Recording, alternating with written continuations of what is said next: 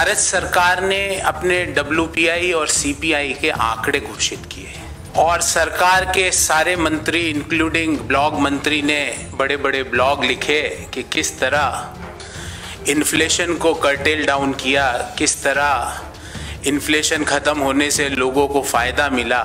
उसी के अंदर एक बहुत ही महत्वपूर्ण चीज छुपी हुई थी जिसको उन्होंने हाईलाइट या अंकित करने से छोड़ दिया। उसमें यह था कि WPI, जिसको हम होलसेल प्राइस इंडेक्स कहते हैं, या जो कि वास्तव में यह बताता है कि किसान अपनी उपज को किस भाव से बेच रहा है।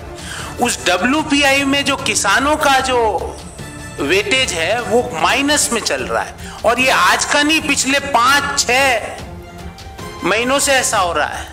मतलब क्या हो रहा है कि किसानों को उनकी फसल का दाम कम मिलता जा रहा है। ये हम नहीं कह रहे, ये भारत सरकार का आंकड़ा ही कह रहा है।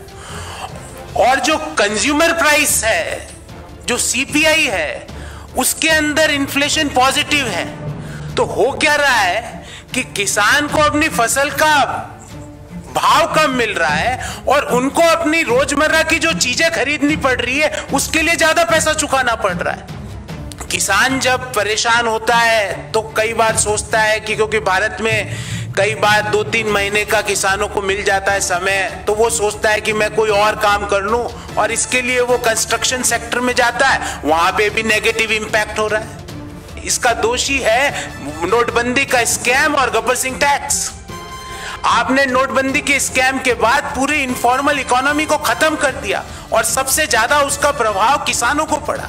आज अनएम्प्लॉयमेंट की रेट लगभग 7.5% पे आ चुकी है। आज ही भारत के HRD मंत्री श्रीमान प्रकाश जावड़ेकर जी ने क्या स्टेटमेंट दिया, उससे पता लग जाएगा कि इनकी नीयत क्या है। वो बोलते हैं, people who don't work out of choice can not be considered unemployed. 4 crore लोग भारत के अंदर नौकरी की तलाश कर रहे हैं, तो माननीय HRD मंत्री बोल रहे हैं ये 4 करोड़ लोग आउट ऑफ चॉइस नौकरी नहीं कर रहे हैं। भारत सरकार बहुत ही गर्व से कहती है कि ईज ऑफ डूइंग बिजनेस में भारत की रैंकिंग सुधर रही है, पर एक प्रेरक प्रश्न इस पे उठता है कि जब ईज ऑफ डूइंग बिजनेस में रैंकिंग सुधर रही है तो FDI इनफ्लो कम क्यों हो रहा है, और FDI आउटफ्लो पिछले 1 साल में दुगना हो गया। Centre for monitoring of Indian economy कहती है कि 3 करोड़ लोग तो रोजगार की तलाश कर रहे हैं और 1 करोड़ 10 लाख लोगों ने पिछले 12 महीने में अपनी नौकरी खोई है।